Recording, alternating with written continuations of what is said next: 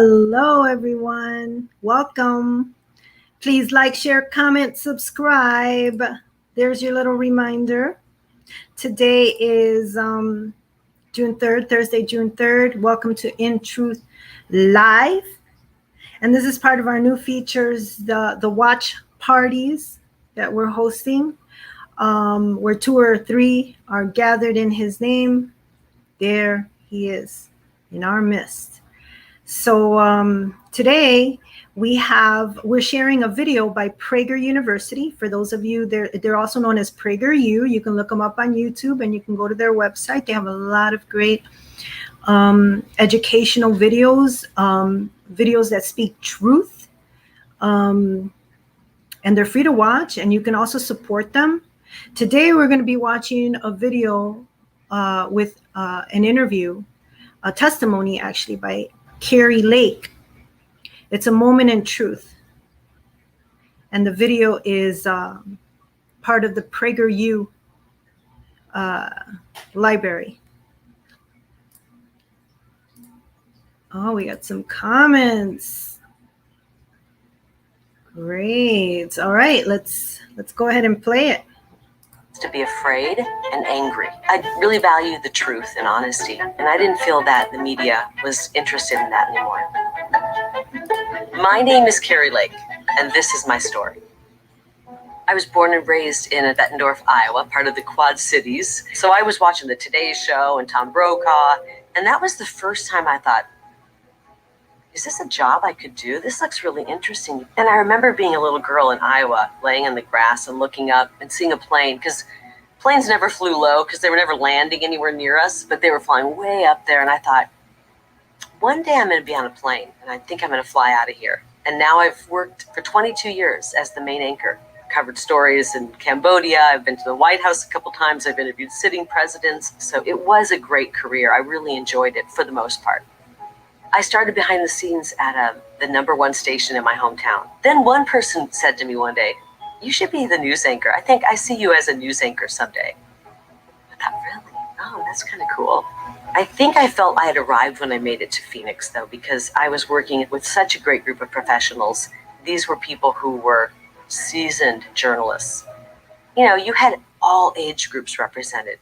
When I started in news, it was really rare to be young in a big market like Phoenix or LA or Dallas. Now, a lot of kids are coming straight out of journalism school. They don't have a lot of life experience. They haven't worked in a lot of different markets to understand different communities, how this whole world operates. These kids have gone K through 12 and then their college education, in some ways being brainwashed and indoctrinated into liberal ideology. You might have a 24-year-old, 25-year-old producer fresh out of journalism school, and that's how they think. They're going to pick the stories that fit what they feel. So then as the anchor, you're reading this and going, wow, whew, anti-Second Amendment, pro-choice, this is the stuff that's going in. A lot of times I would read the script on air and just kind of ad-lib a little more balance in here. Sometimes you type things in, and you might get on the air and you notice in the prompter, where'd that go? That's not in there anymore. Did somebody take that out? And there's just a million ways that you can manipulate a story besides putting your opinion in it. You put the person who's saying what you really want them to say in great lighting. They look fantastic. You interview the other person in the middle of a parking lot at high noon. They look like a demon. You just try to find somebody who you go, oh, this person looks ridiculous. We'll interview them. I see it as a lot of manipulation. And whether it's intentional manipulation, accidental manipulation, or just people who are so entrenched in their ideology, they don't even realize that they're putting one side of the story. Because they think the other side, maybe the conservative side, is so reprehensible that it can't even be put in the story. As an older person who's lived a little bit, you start to realize, wow, these all seem to be geared towards liberal ideology. And maybe you would say something like, on balance, maybe we should bring this person in and balance that story out. And once you get kind of the stink eye a few times, you go, maybe I'll just sit here and be quiet. There are independent journalists out there doing work right now. And I think they're doing good work. The problem is if you mention those, your friends in journalism will go, they're right-wingers. No, actually, they're doing a pretty fair job.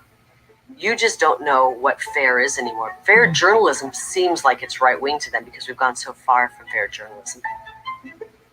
COVID was really a moment of truth for me.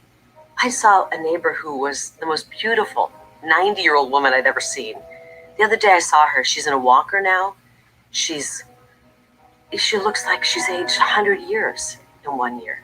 She wasn't able to do her daily walking and swimming because COVID scared everybody into their homes. I feel there was a narrative of let's keep this going really hard on COVID.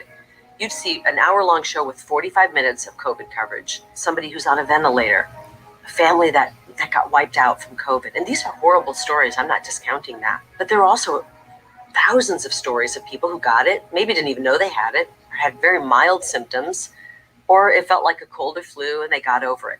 How many times do people hear those stories? The more typical COVID story. The country is so divided right now and everyone's afraid. And I felt like I'm putting out nonstop news that's making that worse. I felt sometimes ill reading the news. Like when you're doing something that it feels unethical or immoral, for me, I don't feel good inside.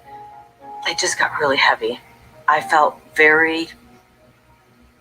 at the end of the day,